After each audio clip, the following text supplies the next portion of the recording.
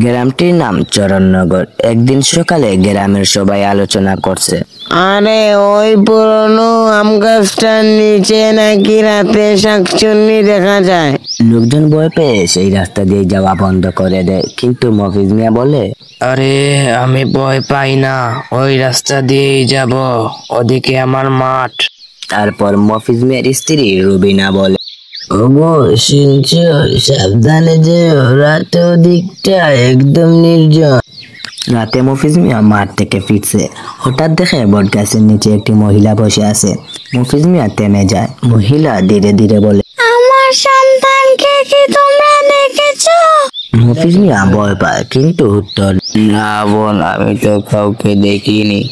মহিলা হঠাৎ মিলিয়ে যায়। পরদিন সকালে মফিজ মিয়া ঘটনাটা রুবিনাকে বলে। রুবিনা ভাবে সে হয়তো কষ্ট পাওয়া আত্মা। রাতে কিছু দুধ নিয়ে বট গাছের নিচে রেখে আসে আর বলে, যদি কেউ কষ্ট দেখো, আল্লাহ তোমার শান্তি দিক। পরদিন সকালে রবিনা এসে দেখে দুধটা খালি আর পাশে একটা ফুল রাখা।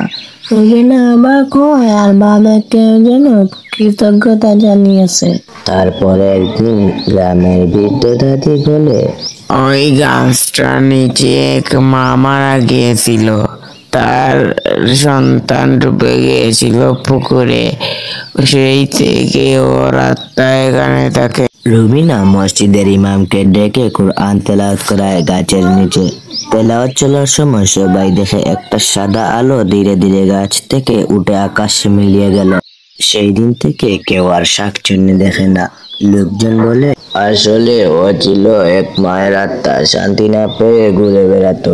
মফিজ, রুবিনা আর তানিম সেদিন থেকে প্রতিদিন ওই গাছের নিচে দোয়া পরে ফুল রাখতো।